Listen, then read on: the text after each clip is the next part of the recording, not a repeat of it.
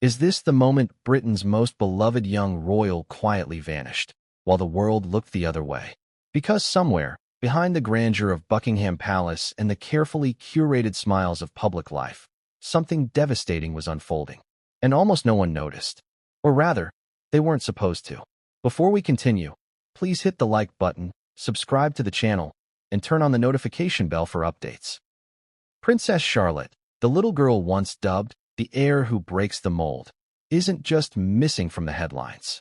She's been missing, period.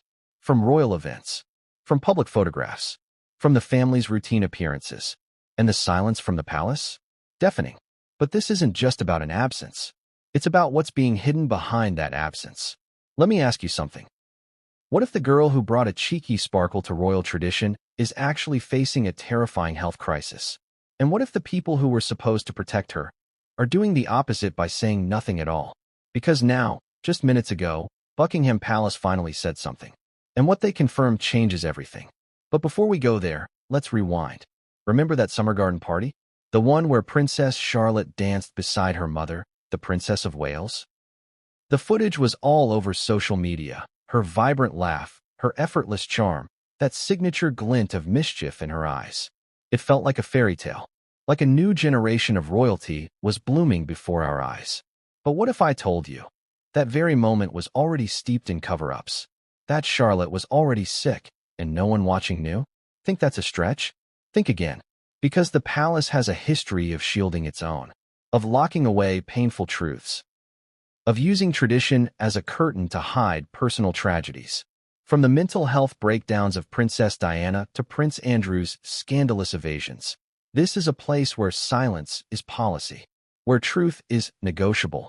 So when Princess Charlotte stopped appearing, some wrote it off as school time, routine, a child's need for privacy. And at first, that made sense, until the cancellation started. First, it was a charity event she was expected to attend with her brothers. Then it was a high-profile garden show, scrubbed at the last minute. Her name, once a tabloid magnet, began to vanish. Not slowly, suddenly. Still, no official word. Just royal reporters whispering about scheduling changes and unconfirmed appearances. But even more telling, Kate's face. Because if there's one thing the Princess of Wales can't hide, no matter how trained her royal smile may be, it's the eyes of a mother who's losing sleep, losing patience, maybe even losing hope. In public, she remained poised, elegant, dutiful. But in the quieter moments, at the edge of crowds, on the sidelines of engagements, cameras caught glimpses. A furrowed brow, a too tight grip on her clutch, a smile that faded just a second too soon. Still, no one said it out loud.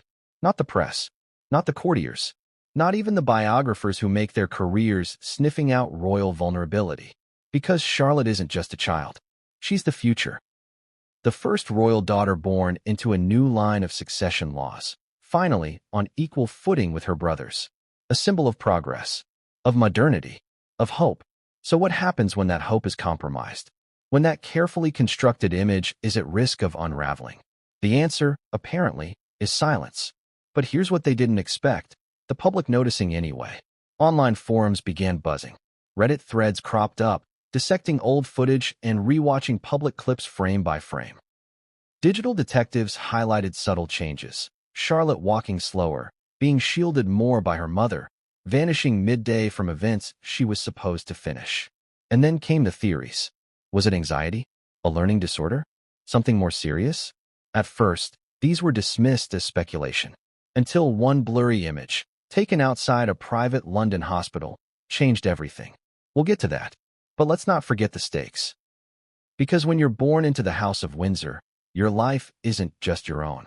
It's a living symbol, a political chess piece, a bloodline that's carefully managed, monitored, and, in some cases, manipulated.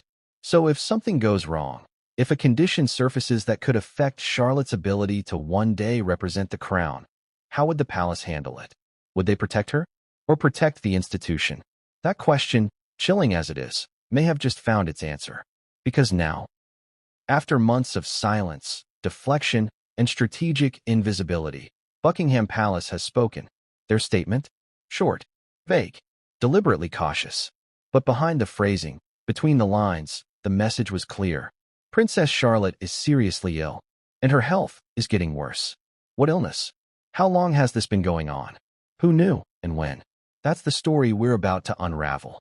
From secret hospital visits to coded family behavior, from constitutional chaos to medical whispers, from desperate cover-ups to heartbreaking truths, you will see how every dot connects. Every decision, every silence, every media maneuver. Because this wasn't just a sudden illness, it was a carefully choreographed tragedy, and it's still unfolding. But here's the most gut-wrenching part. This isn't just a crisis for the royal family. It's a deeply human story, a story of a child caught in the storm of centuries-old expectations, a story of parents fighting shadows, a story of a nation holding its breath, unsure whether to mourn, to rally, or to brace for more. So if you're expecting a quick scandal, a simple headline, a short-lived social media stir, this isn't that. This is different. This is ongoing. And it begins with a cover-up so subtle, so polished, so rehearsed, you likely missed it. But when you see what we found, when you learn what they didn't want you to, you'll never look at that royal balcony the same way again. Because what comes next isn't just a story about Charlotte. It's about power, truth, and the heartbreaking weight of royal silence. And what happened, just days ago, will leave you speechless. But what came next? No one could have seen it coming. What if the truth had been hiding in plain sight, and we just didn't know how to read it? Not because we weren't looking, but because the palace didn't want us to look too closely. Think about it. When was the last time you really saw Princess Charlotte? Not in a portrait, not in a stage photo for Mother's Day or a carefully timed back-to-school release. I'm talking about real footage, live interaction, a spontaneous appearance, one where her movements weren't choreographed, her smiles weren't edited, and the moment wasn't curated to fit a narrative. Go back, rewind the reels. It was nearly 8 months ago, and even then, something was off. At the time, most people brushed it off. She was tired, growing, or simply shy. But now, knowing what we know, everything looks different. Let's walk through it. The last major royal event where Charlotte appeared in full public view was the Commonwealth Day service. Cameras were everywhere. The family stepped out in full pageantry. George, Louis, and Charlotte stood alongside their parents on the steps of Westminster Abbey.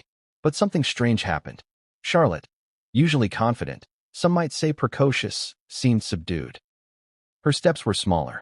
Her shoulders curled slightly inward. She clung tightly to her mother's hand, even when photographers called her name. It was subtle, almost nothing. But then, Kate bent down and whispered something to her. At first, it looked like a reassuring moment. But eagle-eyed viewers later analyzed the footage frame by frame. What they noticed? Kate's eyes darted, twice, toward the media pit. And then, just for a split second, she moved to stand directly in front of Charlotte, blocking her from view. Coincidence? Or instinct? Because that moment, the shielding gesture, has now become a pattern. Weeks later, the royal family released a springtime photo set from Windsor Gardens. George and Louis were front and center, rolling in the grass, holding a kite, smiling wide. But Charlotte? She appeared in just one frame, sitting, wrapped in a heavy cardigan despite the sunny weather. And most notably, her face turned just enough to avoid full eye contact with the lens.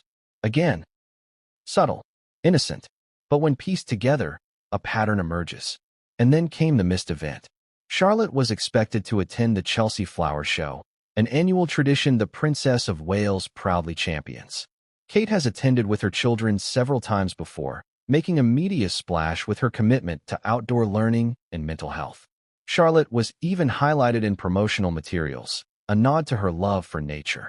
But on the day of the event, she was nowhere to be seen. Not a mention, not a cancellation notice, not even a she had to stay home.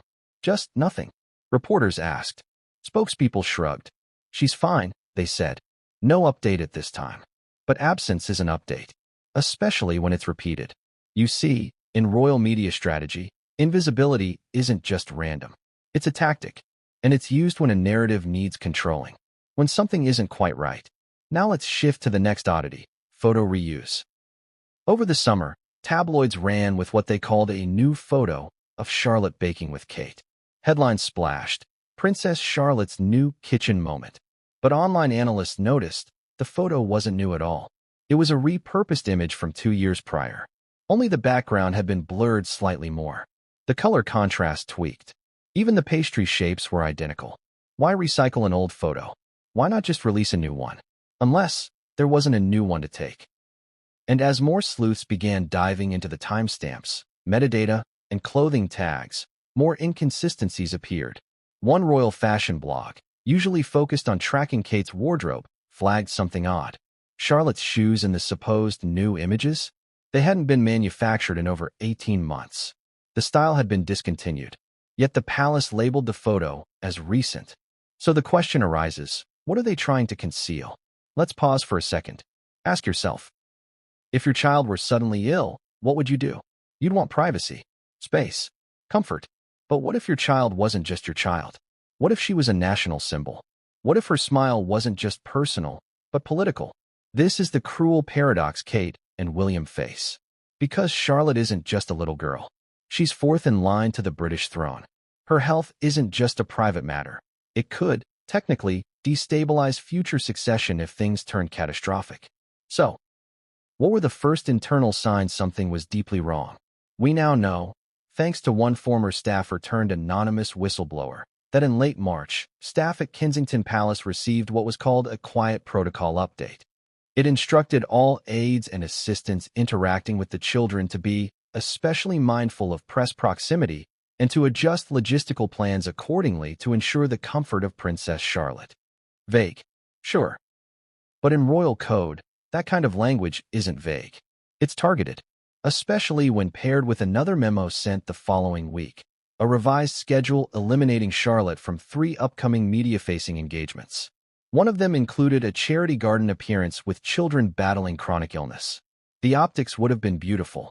A royal child showing solidarity with those who are sick. Unless, of course, she was one of them. Think about the symbolism there. How would it look? For a potentially ill princess to be paraded in front of cameras as a symbol of wellness and youthful optimism, the risk of exposure, literal and metaphorical, was too high. And so, they pulled her. But it didn't end there. There's one clip that still haunts those who've seen it. It never aired. It was captured by an independent photographer during a brief public outing in Norfolk. Charlotte was seen exiting a car with Kate, heading toward a private shop. Nothing unusual, until she stumbled. She didn't fall. She just hesitated, like her leg gave out.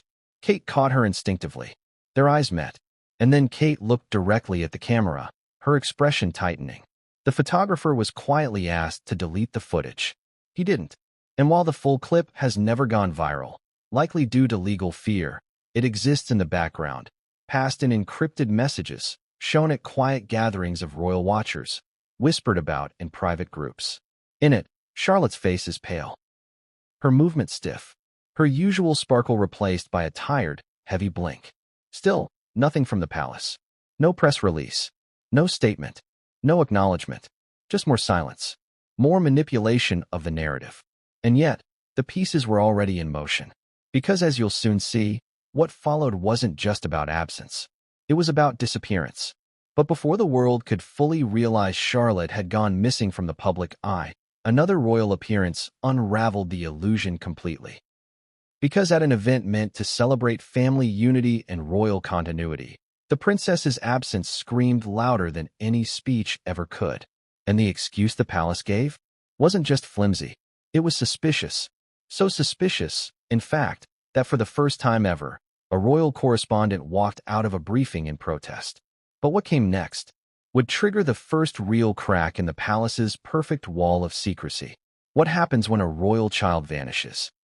And no one in the institution says a word? Not even a whisper. Not even a courtesy excuse. Not a hint of concern from official channels. Just silence. Princess Charlotte didn't vanish overnight. That would have triggered alarms, panicked headlines, a public uproar. No, this was more calculated, more insidious. A slow, deliberate fade from view. A campaign of erasure that felt almost surgical. But let's be clear, this wasn't a matter of mere privacy. This wasn't time away from the spotlight. This was a disappearance. And it began at an event that should have been her moment to shine. The royal family's annual Balmoral retreat. Every August, like clockwork, the Windsors travel to Scotland for their tradition-rich holiday at Balmoral Castle. It's a historic pilgrimage, one Queen Elizabeth II insisted upon even in her final years. It's also, crucially, a media moment. Every summer, the press is granted select access to photograph the family walking to church. It's an iconic image. Rolling green hills, tartan patterns, children skipping stones, corgis running wild. In 2023, the focus was expected to be on the Cambridge children, as they were still widely referred to, George, Charlotte, and Louis. It was supposed to be Charlotte's year to shine. The palace had even teased new family portraits being taken. But when the time came, George appeared, Louis too. But Charlotte? Nowhere. No photos. No sightings. No video. No hand-holding with Kate. No playful moment with William. Not a single frame. That Sunday morning, royal correspondents gathered at the usual trail near Crathie Kirk Church. Cameras zoomed. Lenses focused. The cars arrived. And out stepped George, then Kate, then William, and Louis. But Charlotte's seat? Empty. At first, photographers assumed she was in a second vehicle. But it never came. Rumors swirled on the spot. Maybe she's sick. Maybe she's staying back. Maybe she's shy. But one thing was certain, something was different. The image released later by the palace, cropped tightly on the remaining family members, only deepened the mystery. Not because Charlotte wasn't there, sometimes kids skip events, but because of what the palace didn't say. They said, nothing. Not, Princess Charlotte is recovering from a cold. Not, Charlotte is spending time privately. Not even the all-purpose, she will be missed. Just erasure. And here's where it gets even stranger. A week later, a revised edit of the family portrait was released. The original, internal version shown to select journalists during an off-record preview included a blurred figure in the distance, believed by some to be Charlotte. But in the public version, that figure was gone, digitally removed. Cleanly, completely, with no trace. Royal sources refused to comment. But image analysts confirmed it. Someone had photoshopped the figure out and rebalanced the background to make the omission seamless. Why? What was the palace hiding? And who made the decision to erase the presence of a child from an official image? For some, it was the final straw. Veteran royal correspondent Lydia Harcourt, with over 30 years of experience covering the Windsors, walked out of a post-Balmoral media briefing in London. She later told The Observer, off record, but the quote leaked, "I've never seen this level of coordinated suppression. If something's wrong, they owe the public honesty. Charlotte is not just their daughter. She's our future." Lydia was no tabloid chaser. She had defended the royals through scandals, stood firm during Diana's media wars, and even received a personal thank you letter from Queen Elizabeth II. So for her to walk out, it was monumental. But even more chilling was what followed. Other journalists began to quietly express frustration. Not on the record. Many feared losing access, but whispers grew. Palace insiders were reportedly under a new media embargo. Any information, however minor, regarding Princess Charlotte had to go through a new comms chain. And that chain led directly to William's private secretary. Not the press office. Not the usual royal communications team. Straight to the top. Let that sink in. Every mention, every quote, every comment about a 7-year-old child required top-level clearance. Why? What could possibly be so sensitive? And that's when the internet detectives came back into the picture. Using open-source software, social media sleuths began tracking Charlotte's school attendance based on known car routes and traffic cam snapshots from the area near Thomas's Battersea, the prestigious school she attends. One account, known simply as @RoyalFandomEyes, compiled data showing that Charlotte's school drop-off vehicle, recognizable by its diplomatic plates and a discreet royal crest, hadn't been seen in over a month. George's car? Regularly spotted. Louis's? Seen occasionally. Charlotte's? Vanished. The school refused to comment. Understandable. They're protecting a child. But the absence was real. One parent, anonymously interviewed for a French publication, described an incident where Charlotte's name was removed from a group project after being away longer than expected. Another claimed she was seen, once, very briefly, but looked thin and tired. And then came the worst part. A fake appearance. You read that right. In late September, the royal family released a black-and-white photo of the Wales children preparing for a school recital. It looked candid, honest, emotional, but something about Charlotte's posture seemed off. body language experts weighed in. One noticed that her head didn't cast a natural shadow on the wall behind her. Another noted that her arm position was identical to a 2022 image. Soon, a viral comparison showed it was, in fact, a digitally composited image. Charlotte's body had been taken from an old picture and placed into a new scene. In short, she hadn't posed for it at all. Why would the palace go to such lengths? Because they were losing control, and the pressure to pretend everything was normal became unbearable. Let's pause. If this were any other child, this would be considered unethical, even dangerous. A child disappears from public life, and instead of clarity, we get manipulated images, silent corridors, vanishing acts, and edited photos? How is that okay? How is that compassionate? Because here's the heartbreaking truth. If Charlotte is seriously ill, then pretending she's not doesn't protect her. It isolates her, and it confuses the millions who care. Remember, this isn't about entitlement to her medical records. No one is asking for a diagnosis. But there is a difference between privacy and erasure. And for months, the royal family tiptoed that line, until they crossed it. Until the silence itself became suspicious. Until people, ordinary people, started asking out loud, "Where is Charlotte?" And just when the storm was growing, just when pressure mounted, a single grainy photo exploded online. A photograph no one expected. Because someone, inside the very hospital meant to protect royal secrecy, leaked a shot that changed everything. And once the world saw it, there was no going back. What happens when the truth leaks, not in a press release, not from a palace aide, but in a grainy, poorly lit smartphone photo? What happens when the lie, so carefully wrapped in royal protocol, media manipulation, and coded silence, unravels because one person couldn't keep it hidden any longer? Because that's what happened. One photo, one moment, one terrified insider who, intentionally or not, blew the cover off everything Buckingham Palace tried to suppress. Let's rewind to the date that changed everything. October 3rd, 2025. A quiet Tuesday morning in central London. Rainy, gray skies. Just another day. Except it wasn't. At exactly 7:43 a.m., a luxury black vehicle with diplomatic plates pulled up to a discreet rear entrance of the Portland Hospital, a private medical facility long associated with elite births, confidential surgeries, and celebrity discretion. That hospital, for the record, is where Princess Charlotte was born, where Meghan Markle considered delivering Archie, where high-profile patients come when no one is supposed to know they're being treated. It's the kind of place where confidentiality is religion. So why was someone snapping photos? And who, exactly, was in the frame? According to internal metadata, the photo was taken on a Samsung Galaxy S21 Ultra using the 10x zoom feature. The image, uploaded to a private WhatsApp group of London medical professionals, was never meant to leave that bubble. But it did. And once it hit Reddit, under a pseudonymous account named Monarch Whistle 77, it spread like wildfire. What was in the image? Let me describe it for you. A woman, believed to be Kate, Princess of Wales, stands just outside the car door, shielding the passenger side. Her face is partially obscured by a surgical mask, but the coat and handbag match previously photographed royal appearances. Her posture is unmistakable: tight shoulders, protective stance, body turned inward. Behind her is a child. She's seated, not walking, wrapped in a dark blue coat far too heavy for the mild autumn air.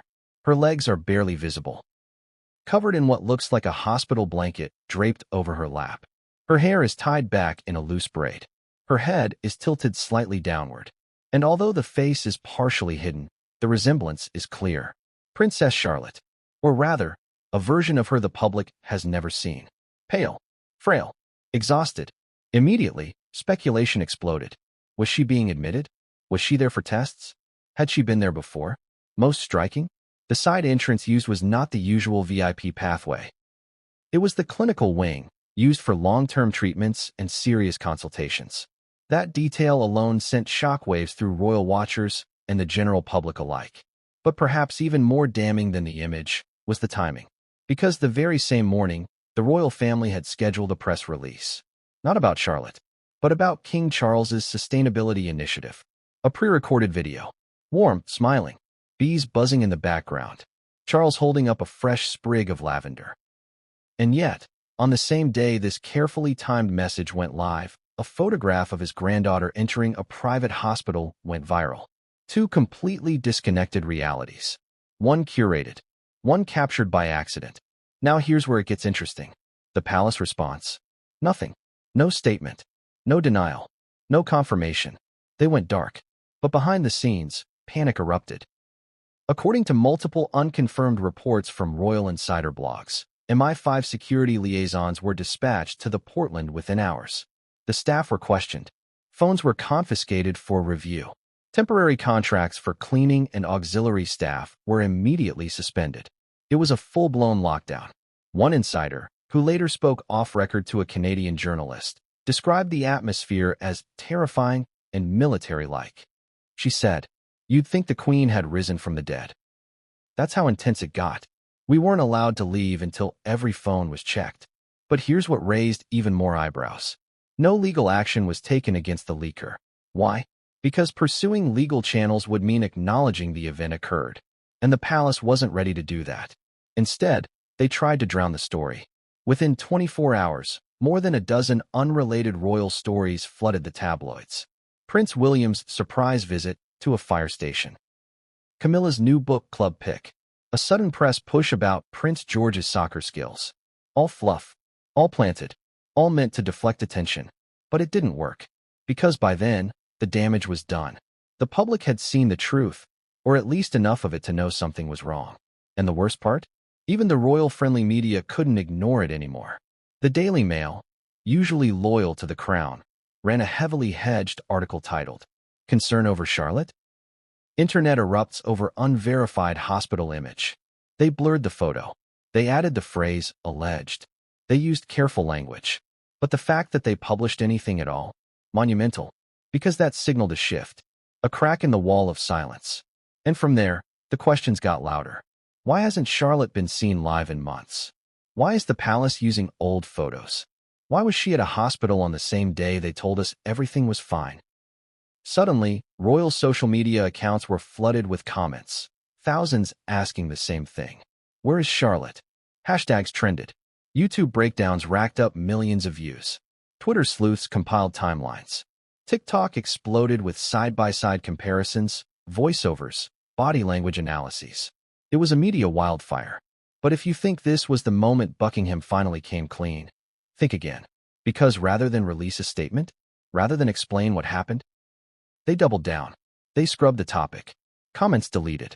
Questions unanswered. Moderation ramped up. Even journalists with verified press credentials found themselves blocked on royal social media accounts for disruptive behavior. Let that sink in. This wasn't transparency. It was censorship. And then, just when things reached a boiling point, something unexpected happened. A letter. Not to the press. Not to the public. But to Parliament. It was a quiet note, reportedly marked confidential. Eyes only. Passed from the private secretary to the king to a select group of senior advisors. Its contents have never been officially confirmed. But here's what a high-ranking MP later told a source. It expressed concern over Princess Charlotte's health in relation to the line of succession and requested discretion pending further medical clarification. In short, it acknowledged, for the first time, behind closed doors, that this wasn't just a family issue. It was constitutional. Because if Charlotte's condition were serious enough to affect her role as a future royal, it could trigger unprecedented legal and political discussions about her future place in the monarchy. But here's the question. Why share that with Parliament and not the public? Why confide in political advisors, but not the people who adore Charlotte? Why treat her illness like a state secret? The answer might be as painful as it is disturbing. Because to them, this isn't just about a child. It's about the crown. About perception, about the illusion of continuity, strength, and unshakable legacy. So when a photograph broke that illusion, they didn't respond with compassion. They responded with control. But the truth had already slipped out. And while the palace scrambled to restore the mask behind the gates of Kensington, Charlotte remained under treatment. What kind of treatment? That's the part we still don't fully know. But we're about to find out. Because just days after the leak, a palace meeting took place. Not with courtiers, not with press secretaries, but with constitutional lawyers. And what they discussed? would send a ripple through the heart of the monarchy itself. What kind of meeting happens behind closed doors at Buckingham Palace, with no press, no photos, no smiling balcony waves? What kind of gathering demands the presence of constitutional lawyers, senior royals, private physicians, and crisis communication strategists, all in the same room? The kind of meeting that only happens when the stakes are higher than personal heartbreak, when the future of the monarchy itself is in question. This wasn't just a briefing. It was a fire drill for an emergency no one wanted to admit was real. And at the center of it all was a child. A child who hadn't been seen in public for months. A child whose name, once printed with joy across royal baby memorabilia, was now whispered only in hushed tones behind palace doors. Princess Charlotte. Let's set the scene. October 6, 2025. 3 days after the leaked hospital photo sent shockwaves around the world. The royal household was in full containment mode. Social media had been locked down. Phone lines went dead. Public inquiries were met with cold silence. But inside the palace, something very different was unfolding. At precisely 8:15 a.m., several black vehicles rolled through the ambassador's court entrance of Buckingham Palace. Not the main gates, not the ceremonial front. This was the discreet route, used only for high-security meetings, confidential entries, and emergencies. Among the passengers, the Lord Chamberlain, the private secretary to the king, 2 senior legal advisors with special clearance under the Royal Marriages and Titles Act, a top pediatric medical consultant from an undisclosed private clinic, and, most notably, a constitutional scholar who had previously advised Parliament during the Boris Johnson prorogation crisis. All of them ushered into a private room within the Privy Council chamber, an ornate but windowless space inside the East Wing. Why? Because Buckingham Palace was no longer managing a personal tragedy. They were navigating a constitutional crisis. Reports from whistleblowers within the palace, leaked to an international journalist under the alias The Gilded Canary, outlined the chilling purpose of the meeting: to assess whether Princess Charlotte's medical condition could render her incapable of fulfilling her future constitutional duties. Read that again. This wasn't just about privacy anymore, or managing a child's health behind palace gates. This was about the line of succession. Let's unpack that. Under current law, Charlotte is 4th in line to the throne. Behind her grandfather King Charles, her father Prince William, and her brother Prince George. She represents the first female royal not displaced by a younger male sibling, thanks to the 2013 succession to the Crown Act. She's a living embodiment of the monarchy's evolution, modern, symbolic, hopeful. But what happens if she cannot serve? What happens if the monarchy's symbolic girl of the future is medically disqualified? That's what this meeting was called to examine. The first major agenda item? A formal update on Charlotte's condition. Sources suggest the attending physician presented a summary of medical facts, redacted in all outside documentation, but described as extremely delicate and potentially long-term. Symptoms reportedly include neurological complications, energy depletion, and difficulty managing stress-based stimuli. Translation: an illness that could affect not just her physical health, but her capacity to perform under pressure, to withstand the scrutiny of a royal life, to serve as a ceremonial and constitutional figurehead. And here's the cold, clinical truth the palace was finally forced to confront. The crown cannot function on maybe. It must plan. Even if the planning is heartbreaking. That's where the lawyers came in. Because as gut-wrenching as it may be, if a royal heir is deemed unfit for duty, precedent requires action. But there's the problem. There is no modern precedent. Historically, the monarchy has survived abdications like Edward VIII, incapacitations, King George III, and even whispered scandals about hidden royals with disabilities, like Queen Elizabeth's cousins, Nerissa and Catherine Bowes-Lyon, institutionalized in secret. But never before has a child, a living heir in waiting, been considered for constitutional review on medical grounds. So what were the options? Option 1. Do nothing. Maintain the line of succession, offer no statement, and hope for improvement. Option 2. Quietly revise succession plans within the Regency Acts, allowing for a regency if Charlotte ever ascended but could not rule. Option 3. Begin formal discussions to bypass her altogether in the line. moving Louis up and removing her from future constitutional duties entirely. Let that sink in.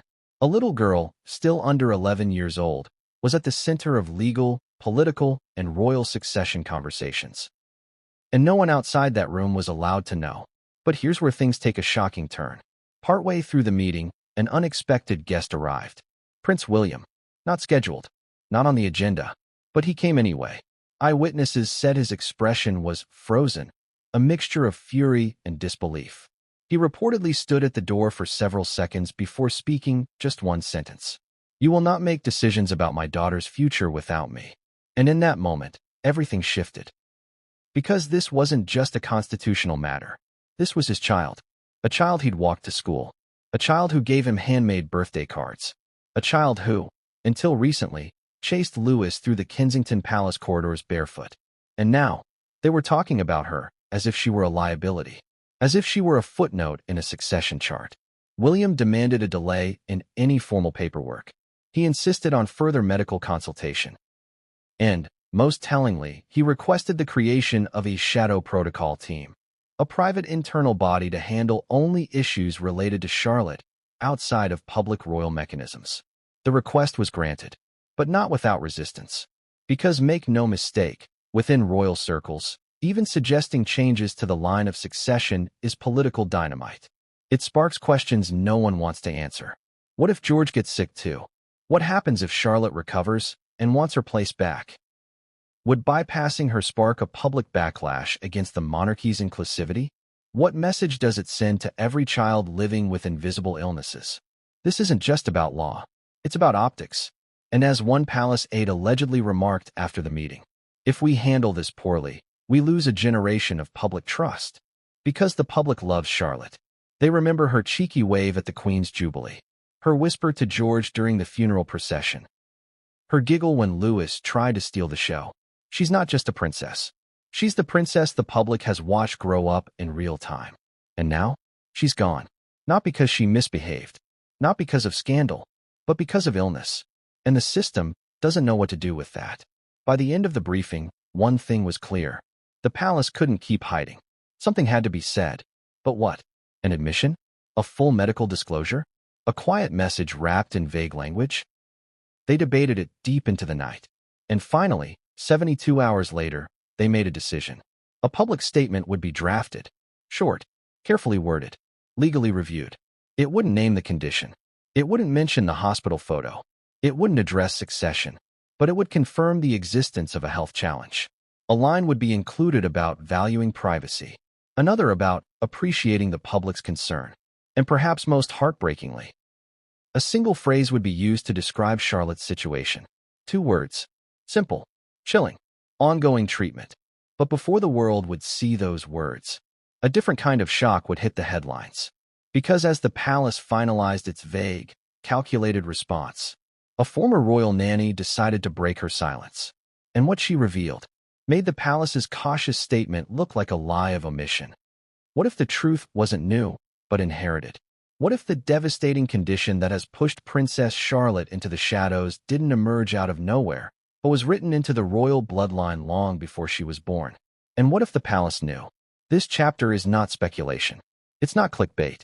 It's a cold, clinical trail of medical history, buried under centuries of royal secrecy, polished biographies, and sanitized public narratives. Because the truth is, the British monarchy has long carried genetic ghosts, haunting, painful legacies that have shaped, and, in some cases, shattered, generations.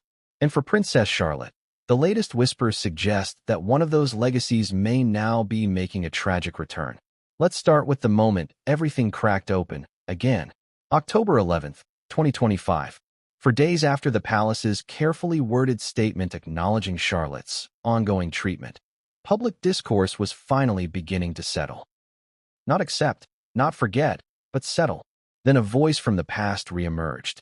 Mrs. Amanda Brierley, former royal nanny, retired, nearly 70 years old, a soft-spoken woman who served under multiple households, most notably caring for Prince William and Harry in their early childhood. She hadn't spoken publicly in over 25 years. But suddenly, without prompting, She gave an exclusive interview to a small but respected medical podcast in Sweden. Why Sweden? Because that's where she now lives. And that's where she felt safest. The host, known for tackling medical ethics and high-profile health cover-ups, introduced her simply as a woman with experience inside the most guarded house in Britain. And then, as she said this, the signs we're seeing in Charlotte, they're familiar. I saw similar symptoms early on in one of the Queen's cousins. Fatigue, sensitivity to noise, joint pain, emotional fragility. The royal family may not talk about it, but some conditions, they run deep. The host pressed further. Are you saying Charlotte's illness could be inherited? Her answer? I can't diagnose. I'm not a doctor, but I saw what I saw. And the palace, they've seen it before. With that, the podcast went viral. And suddenly, a new question emerged.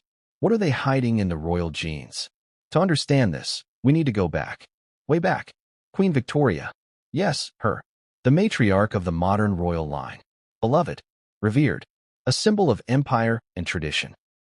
She was also a known carrier of hemophilia, a rare, devastating blood disorder that impairs the body's ability to form clots. At least 9 of her descendants across European royal families inherited the disease or passed it on. One of her sons, Leopold, Duke of Albany, died at just 30 after a fall caused internal bleeding. Several of her grandsons died before adulthood. It was called the royal disease. And it wasn't the only one. There were also whispers of porphyria, a condition believed to have affected King George III, causing hallucinations, abdominal pain, and neurological damage. More recently, evidence has emerged of epilepsy, autism spectrum traits, and autoimmune disorders traced among the extended branches of the Windsor tree. But perhaps most chilling? The secret institutionalization of Queen Elizabeth II's cousins, Nerissa and Catherine Bowes-Lyon.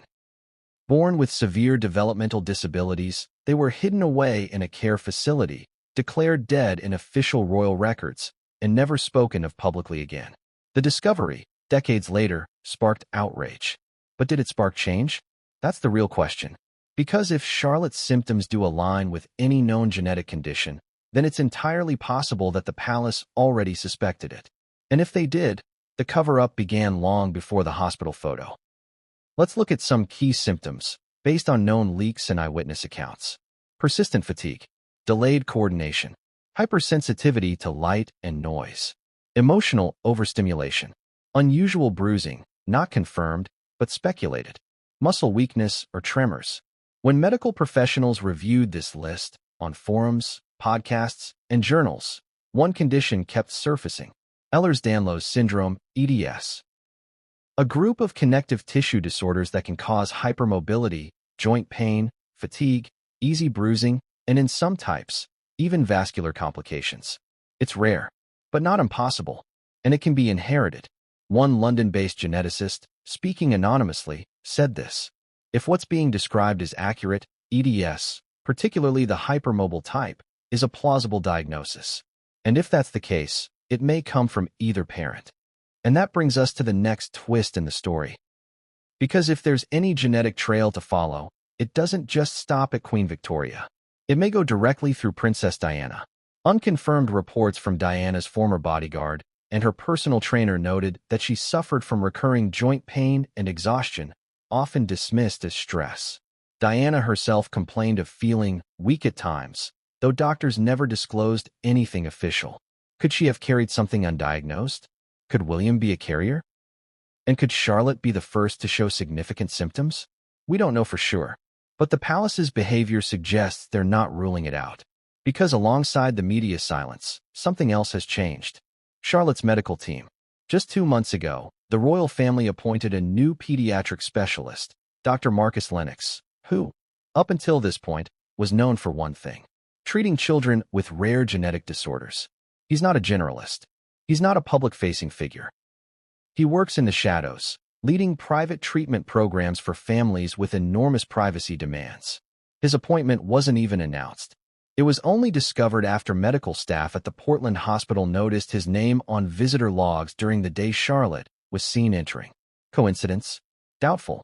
This kind of shift doesn't happen for minor issues. It happens when a long-term treatment plan is needed. When planning for a lifetime of care, not just a few weeks of recovery. And this is where the emotional impact starts to take hold. Because whether it's Ehlers-Danlos or something else, the point remains. This isn't a flu. This isn't a sprained ankle. This isn't a PR hiccup. This is serious. This is chronic.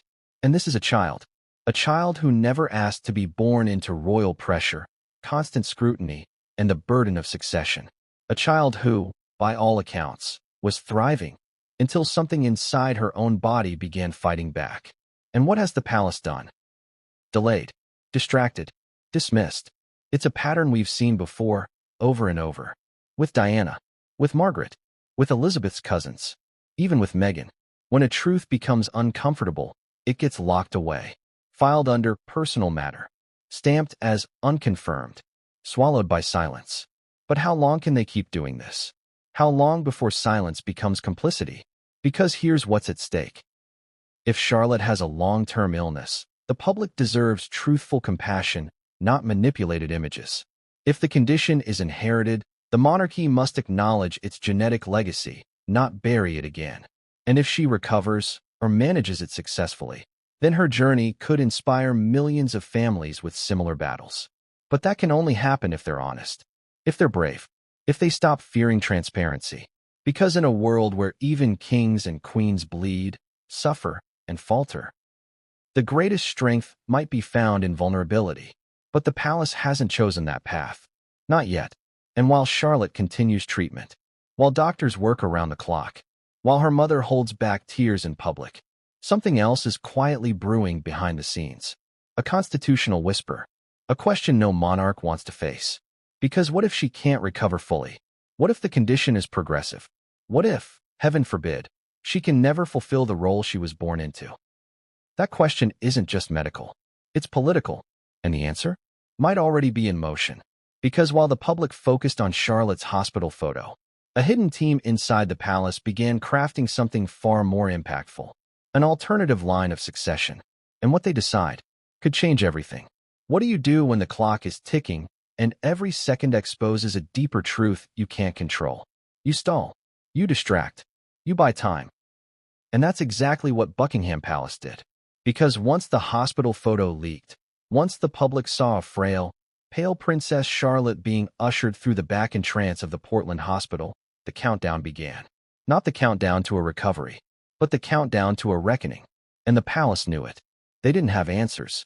They didn't have a clean narrative. They certainly didn't have a public-facing plan. So what did they do?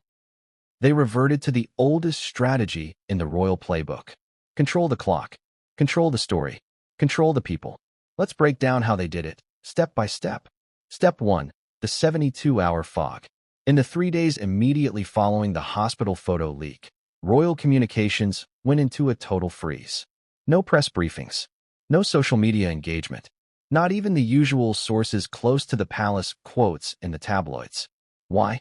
Because silence buys time. Every minute the palace said nothing, the media, desperate for scraps, filled the void with speculation, not confirmation. That gave the royals deniability. They weren't technically lying. They just weren't talking. Behind the scenes, controlled chaos. Crisis meetings. NDAs issued to hospital staff. Emergency consultations with lawyers.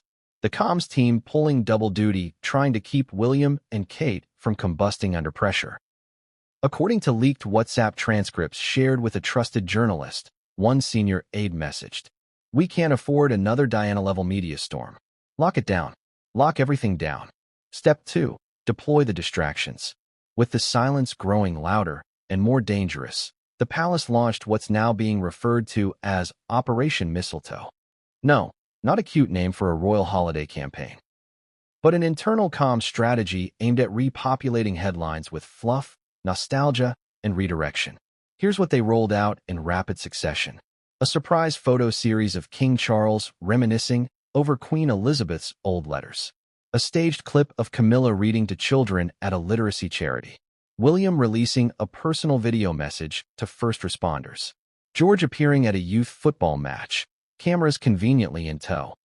Each event was timed within 48 hours of escalating questions about Charlotte. But it didn't stop there. They even recycled old content. Instagram posts labeled new were dated weeks earlier.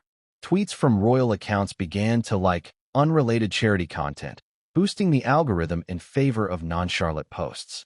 Still think it's coincidence? One ex-staffer anonymously said, "The distraction machine is a real thing. We're trained to use weddings, birthdays, royal tours, even corgi photos to bury stories.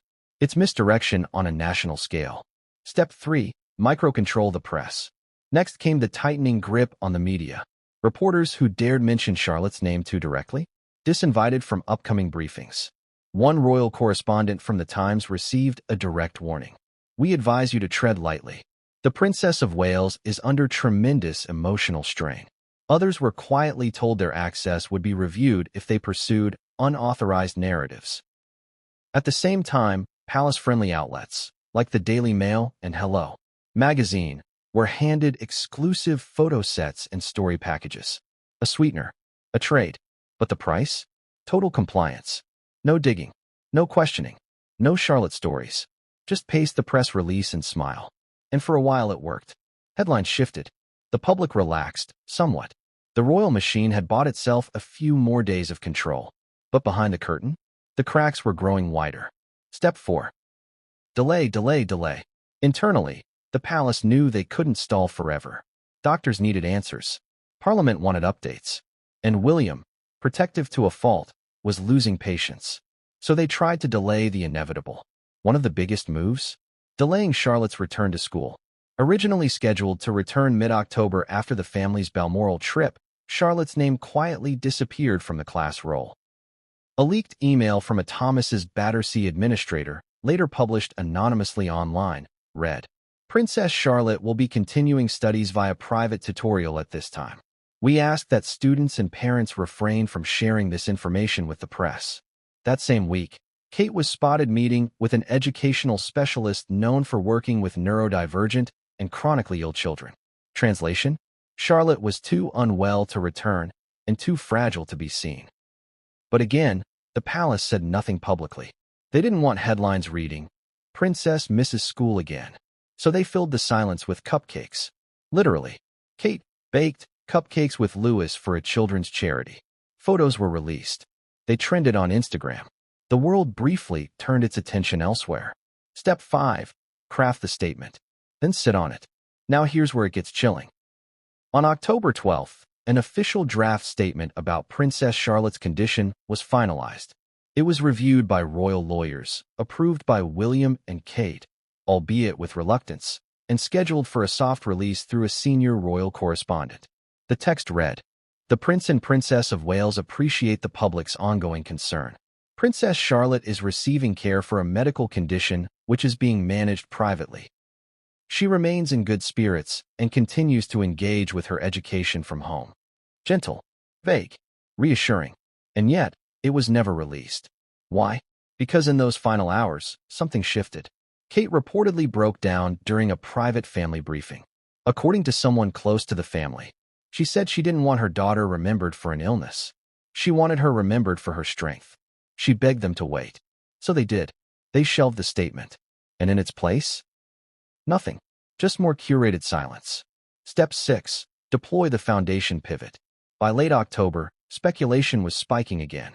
The public could sense the stalling. So the palace tried something bold. Redirect attention toward action. Enter the Royal Foundation. Suddenly, the Wales's flagship charitable arm announced a new initiative in rare pediatric conditions. No names. No photo ops. No Charlotte.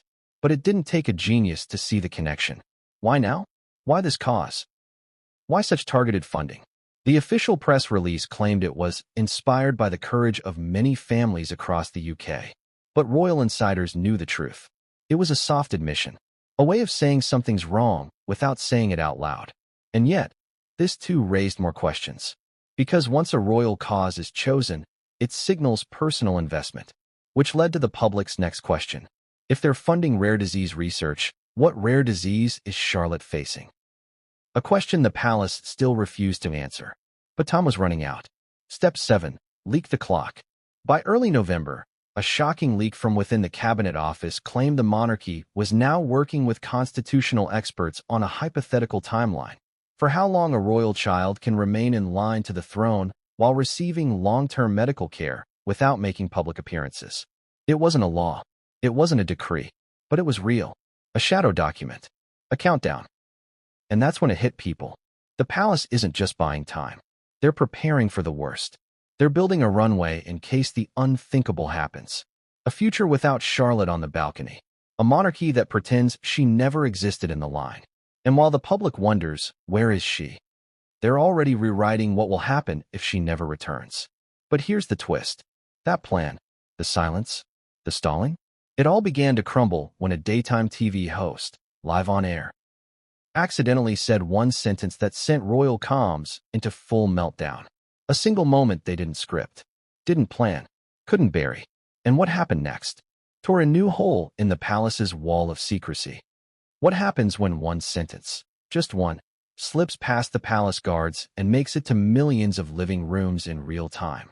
What happens when the silence breaks? Not through a tabloid, not via a whistleblower, not by a leaked photo, but on live national television, right in the middle of Britain's favorite mid-morning comfort show.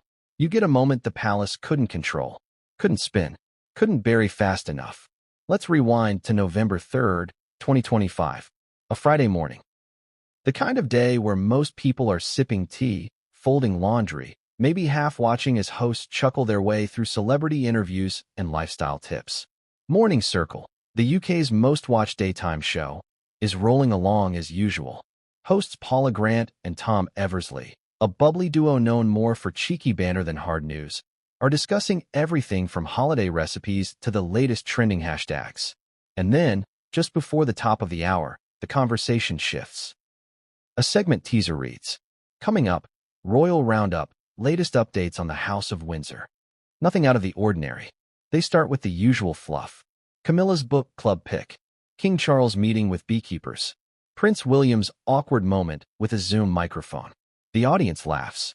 Then, as Tom transitions to what's supposed to be the last item, he turns to Paula and says, "And on the Princess Charlotte front, it's good to hear she's responding to treatment, right?" He says it casually, too casually, like he's repeating something everyone already knew. But the moment the words leave his mouth, the air shifts. Paula freezes. Not dramatically, not Hollywood style, just enough. A blink too long, a half-beat of silence. She gives a tight smile, then changes the subject. Immediately. "Right, speaking of royal wellness, did you see George at that football match? Little striker in the making. But the damage? Already done. Because Tom Eversley, unknowingly or not, just confirmed what the palace had refused to say out loud for months. Princess Charlotte is receiving treatment. And more than that, she's responding to it. Within seconds, clips of the moment hit social media. Within minutes, they're on YouTube. Within the hour, the phrase "Charlotte treatment confirmed" is trending on X, formerly Twitter, in 5 countries. And the palace goes into full-blown crisis mode. Let's be clear, this wasn't just a PR blunder. This was an unvetted statement, made on live TV, that shattered the carefully calibrated ambiguity the royal family had constructed over weeks. No one was supposed to say she was receiving treatment. That's why the palace's official wording was so painfully vague. Ongoing care, continued support, privacy appreciated. But responding to treatment? That implies diagnosis, intervention, and progress. It pulls back the curtain, if only slightly, on what's really happening behind the gates of Kensington Palace. And it did so without permission. Now here's where it gets explosive. How did Tom Eversley know? Because the public started asking that question immediately. Some theorized he'd heard it from a producer. Others said it must have come from a leaked briefing. But the truth was Messier, a former ITV staffer, who later resigned, claimed in a post that during a green room conversation 2 days earlier, a junior royal correspondent had accidentally mentioned Charlotte's response to treatment during a casual chat with crew. It wasn't official, the whistleblower said. It was more like, "We're hearing she's responding well, which is good, right?" Everyone nodded, and it just kind of hung in the air. I think Tom thought it had been published already. And just like that, the power of assumption detonated months of secrecy. But what happened next was even more telling. Because less than 3 hours after the broadcast, the full episode was pulled from streaming platforms. No explanation. The official Morning Circle YouTube account deleted the episode. ITV posted an apology, citing technical issues. But there were no technical issues. Only one issue. Tom spoke the truth too early. The fallout was swift. That evening, ITV issued a formal clarification. This morning's live broadcast of Morning Circle included commentary on the royal family that was not based on any official statement. We regret any confusion or misrepresentation. Behind the scenes, the palace was furious. According to a senior source within ITV, Kensington Palace called the network directly, and not politely. It was intense, the source said. Very clear boundaries were crossed. The palace was especially upset that this comment came from a soft platform. They expect to manage hard news, but not daytime chat shows. And for good reason. Because this wasn't a political journalist pressing for answers. This was the kind of show millions of viewers trust to be real, genuine. If Tom and Paula say something, it feels unscripted, human, which made it all the more powerful, and all the more damaging. But here's the twist. Once the footage started circulating globally, something happened that caught even the palace off guard. The public response wasn't outrage. It was relief. For the first time, viewers had heard something resembling hope. Responding to treatment meant she was fighting. That her condition, whatever it was, wasn't hopeless. That there was light at the end of the tunnel. Social media filled with comments like, "I cried hearing it. Finally, something real. Tom said what we all needed to hear. I don't care if he wasn't supposed to say it. God bless him." Even hashtags like hashtag We Love You Charlotte and hashtag Thank You Tom began trending. And that, more than anything, forced the palace's hand. Because now the public wanted more. They were no longer content with vague reassurances. They wanted updates.